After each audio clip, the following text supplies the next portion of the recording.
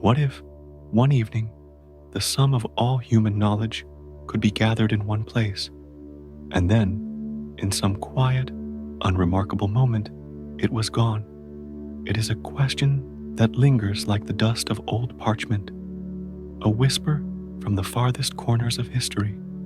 Tonight, we will drift back, not in haste, but slowly, step by step, into an age when the world's wisdom was gathered under one roof. We will wander through sunlit courtyards, past columns of pale stone, and into the cool, hushed chambers of the Great Library of Alexandria. You may close your eyes and listen, or keep them open and imagine the world as it was, long before our time. The air is warm here, but softened by the sea breeze drifting off the Mediterranean. It is the 3rd century before the birth of Christ, and Alexandria, the jewel of Egypt's coast, is a young city, but already it hums with life. Founded by Alexander the Great in 331 BCE, it was meant to be more than a city. It was to be a bridge between cultures, a crossroads of Greek and Egyptian life, a harbor where ships from every known land could arrive and depart. The streets are wide and straight, lined with white stone buildings and the smell of salt and spices. Somewhere in the distance, the great Pharos lighthouse gleams in the sun, guiding sailors safely into port. But it is not the lighthouse we have come to see tonight. Our destination is inland, toward the quarter where the palace of the Ptolemies rises above the city. It is here, within the royal district, that an ambitious idea took shape, a library that would hold every scroll, every manuscript, every fragment of wisdom from across the known world. The ruler who first dreamed it was Ptolemy II, though his father, Ptolemy I, may have planted the seed. They imagined Alexandria not only as a city of trade, but as a beacon of learning. The Greeks had their philosophers, the Egyptians their ancient priests, the Babylonians their astronomers. What if all their knowledge could be gathered in one place? And so, the Great Library was born. You approach its entrance now, the marble steps, broad and sunlit, worn smooth by the sandals of countless visitors. Tall columns rise on either side, their capitals carved with lotus flowers and curling acanthus leaves. The doorway is open, welcoming, but guarded not by soldiers, rather by scribes and scholars. In this place, the greatest treasures are not gold or silver, but words. Inside, the light changes. It is cooler here, the air dry, scented faintly of ink and aged papyrus. The floors are polished stone, echoing softly underfoot. Before you stretch rows upon rows of shelves, not the wooden cases of modern libraries, but built-in niches along the walls, each holding rolled scrolls bound with linen or papyrus cords. They are labeled carefully, though the system is still in its infancy. Titles marked in ink, sometimes with a note about the author's homeland or subject. In the center of the main hall, a small group of men in white tunics is gathered around a table. One reads from a scroll, his voice low and steady. The others listen, occasionally nodding or making a note with a reed pen. They speak Greek here, the language of learning in the Mediterranean, but the scrolls themselves come from every corner of the earth. Egyptian hieroglyphs on papyrus from Thebes, clay tablets inscribed with cuneiform from Mesopotamia, bamboo slips from China written in neat vertical columns. To walk among them is to walk among centuries of human thought. The Great Library is more than a building. It is part of the Mauseon, the Temple of the Muses, a complex dedicated to the 9 goddesses of the arts and sciences. Here, poets and mathematicians, doctors and historians live and work together, supported by the patronage of the king. They eat in common halls, debate in shaded courtyards, and write in quiet chambers. There is a rhythm to life here, a hum of curiosity and discovery that seems to fill the air like the sound of distant bees. Imagine the works they study. Some are familiar to us, the plays of Sophocles, the histories of Herodotus. Others are lost entirely, their names and contents vanished into the long silence of time. There may have been maps of lands we would not rediscover for 1,000 years. Philosophies never again debated, medical treatises describing cures and techniques that slipped away with the crumbling papyrus. The ambition of the library is staggering. Every ship that enters Alexandria's harbor is searched for scrolls and manuscripts. The originals are brought here, copied by skilled scribes, and the copies return to the originals when the originals are kept in the collection. Vast it truly became. The scholars here are famous. Eratosthenes, the man who calculated the circumference of the earth with astonishing accuracy, works in these halls. He studies shadows cast in different cities and measures the distances between them, using nothing more than geometry and a mind attuned to precision. Then there is Euclid, whose elements would become the foundation of mathematics for centuries. Callimachus, the poet and librarian, who attempts to catalog the entire collection, creating the first known library classification system. And later, Hypatia, philosopher, mathematician, and teacher, whose life and work would end in tragedy, yet whose intellect shone brightly even in her final days. The Great Library is a living thing. Its halls echo with footsteps and the murmur of voices. Dust motes drift lazily in the slanting sunlight that filters through high windows. Outside, the harbor bustles with activity. But here, the pace is unhurried. Time feels suspended, as if the knowledge preserved in these walls might shield the city from the passage of years. But history is not always kind. The fate of the library is uncertain, and even now, centuries later, scholars argue over how and when it truly fell. Some say it was Julius Caesar's fire in 48 BCE, when flames meant to destroy the enemy's ships spread to the city's warehouses, and perhaps to the library itself. Others believe it survived that blaze, only to suffer gradual decline through neglect, political turmoil, and the shifting tides of empire. The final blow may have come in the 3rd or 4th century CE, or perhaps even later, when the great centers of learning of the ancient world gave way to new powers and new priorities. What was lost cannot be measured.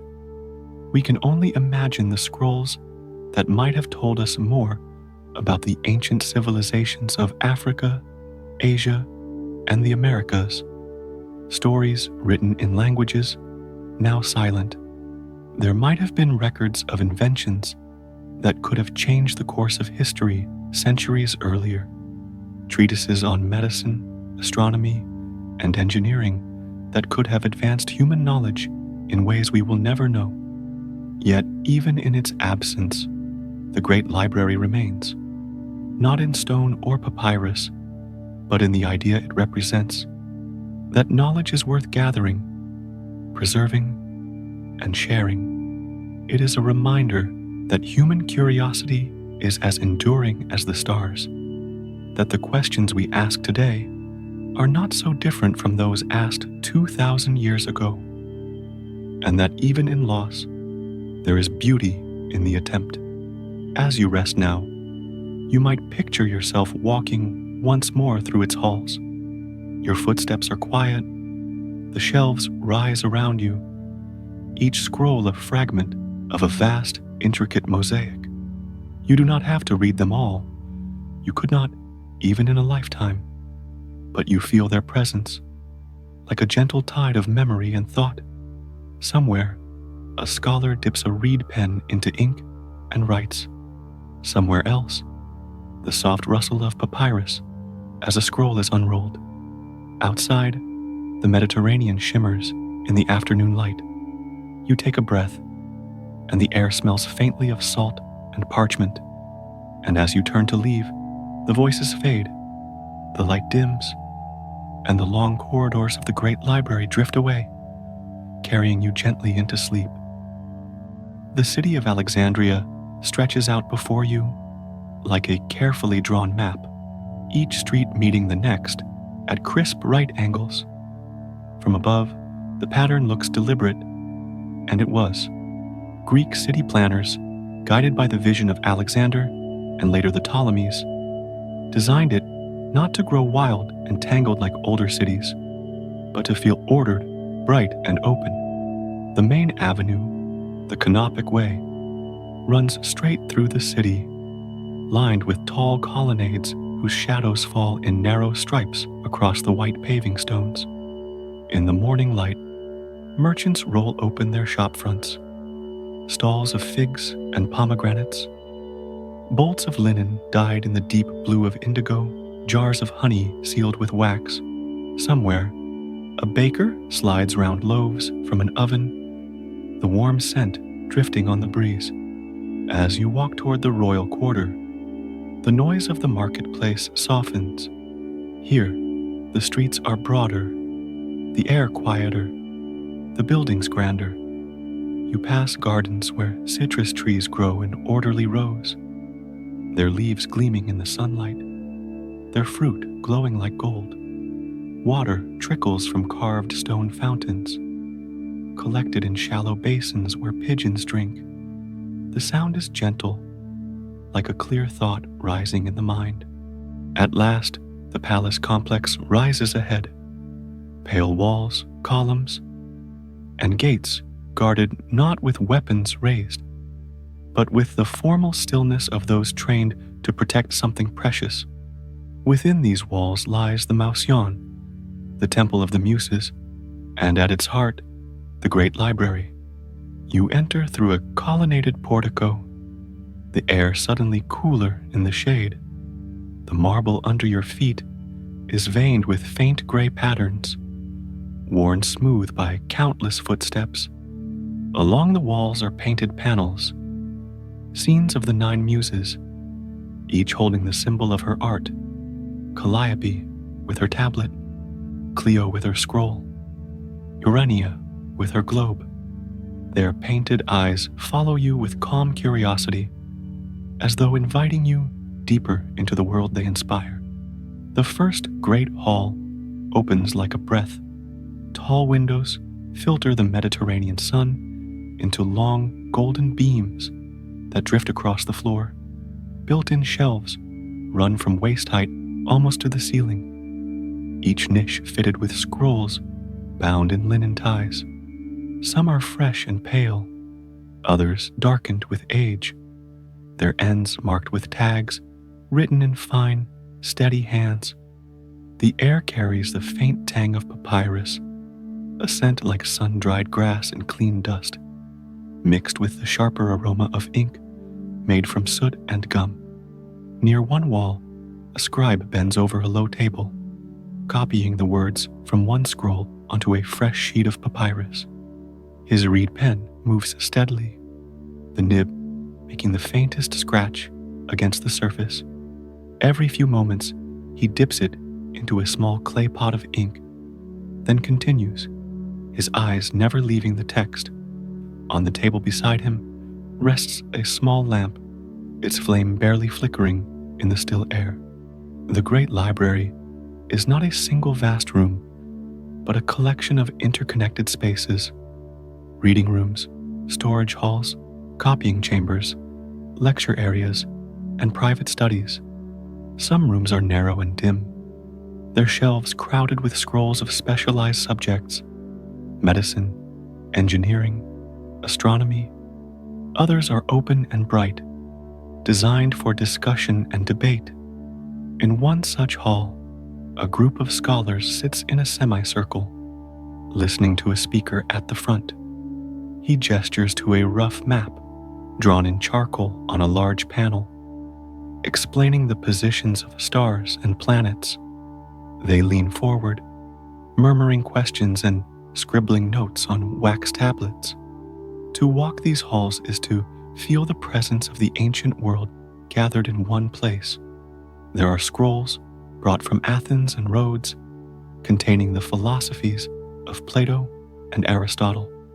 From Egypt's own archives come sacred texts, myths, and temple records written in hieroglyphs. From Babylon, tablets inscribed in cuneiform record centuries of astronomical observations. From India, treatises on mathematics and medicine, their ideas crossing mountains and deserts to rest here. Each scroll is a fragment of human thought, a voice carried across time and space. The Ptolemies are relentless in their quest to fill these shelves. Their agents travel far and wide, seeking texts from any land willing to share them, or sometimes unwilling. It is said that when a ship enters the harbor, its cargo is inspected not only for goods, but for books. Any scrolls found are taken to the library, copied, and the copy returned to the owner. The original, more valuable than any treasure, remains in Alexandria. Through such methods, the collection grows until its size becomes almost unimaginable. The librarians themselves are not simply keepers of books. They are scholars in their own right, chosen for their expertise and curiosity. Callimachus, one of the most famous, undertakes the task of cataloging the entire collection. He compiles the Pinakes, the tables, a massive, multi-volume work listing every scroll, its author, origin, and subject. This is no small feat. The Pinakes may itself have filled hundreds of rolls, an index to the sum of human thought. Though the Pinakes is lost to us, its existence is known, and it remains a testament to the ambition of the library's keepers. As the day passes, the light in the reading halls shifts from the bright gold of morning to the softer amber of late afternoon. The scholars begin to gather in shaded courtyards for discussion. These are not idle conversations. They are structured, deliberate exchanges, each participant bringing their knowledge to bear on a shared question. One might hear debates on the nature of the cosmos, the properties of numbers, or the ethics of governance.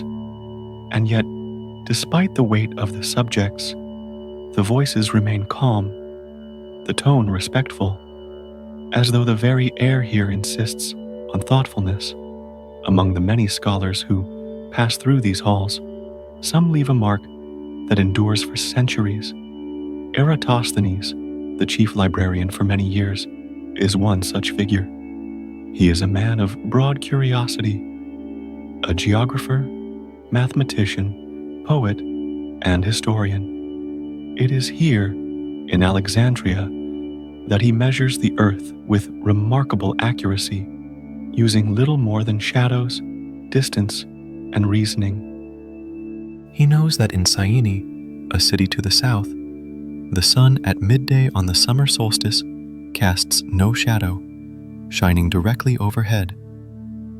In Alexandria, at the same time, it casts a small but measurable shadow.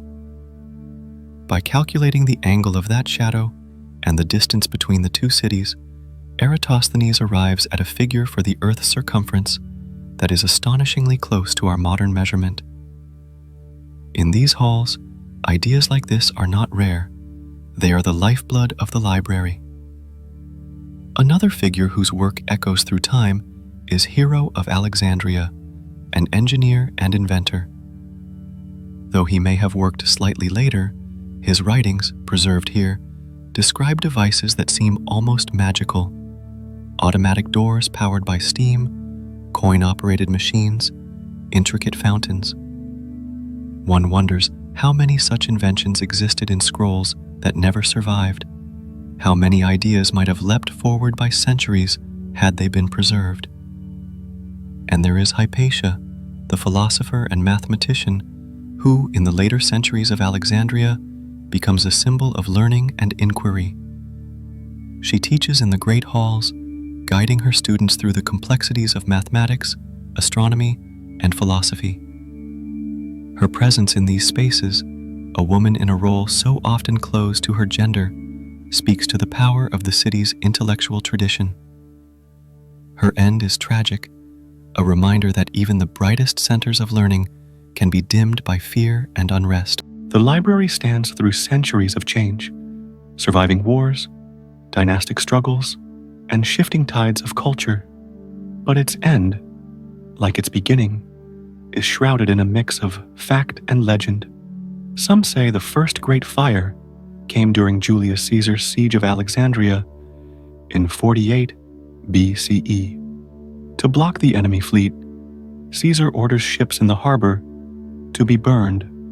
The flames spread, reaching warehouses where books and scrolls are stored, awaiting cataloging. Whether the fire touches the main halls of the library is debated still, but many agree that thousands of works are lost in those days. Other stories tell of later destruction under different rulers and for different reasons.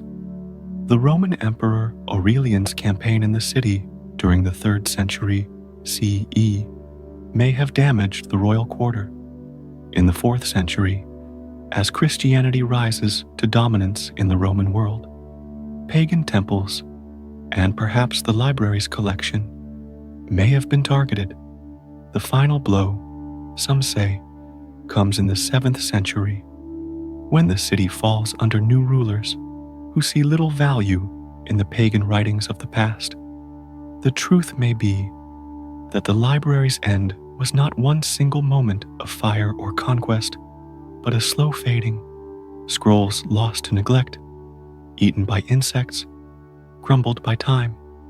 Yet the legend of the Great Library has endured far longer than the building itself. Its story is told and retold, not simply as a tale of loss, but as a symbol of what humanity is capable of imagining. Even in the absence of its walls and shelves, it continues to inspire new libraries, new archives, new efforts to gather and share the knowledge of the world. And so, as you picture the quiet halls once more, you might imagine the sound of a scroll being unrolled, the faint crackle of papyrus that has been kept dry and safe for years. You might imagine the voice of a reader, calm and measured, carrying words written in a distant land, in a language now silent. The light grows softer still, the air cooler, the shadows longer. Somewhere, far off, the sea sighs against the harbor walls. The library sleeps now, as you too might drift into sleep, carrying with you the thought that knowledge, once gathered, is never truly gone. It changes form, it hides, it waits.